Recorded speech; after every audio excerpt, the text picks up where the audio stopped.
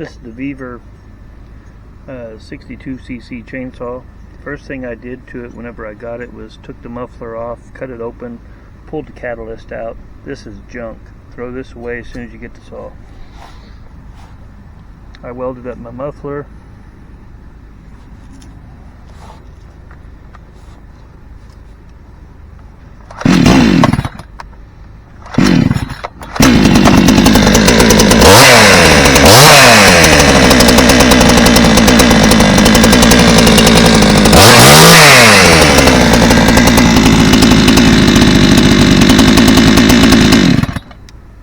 Saw starts right up.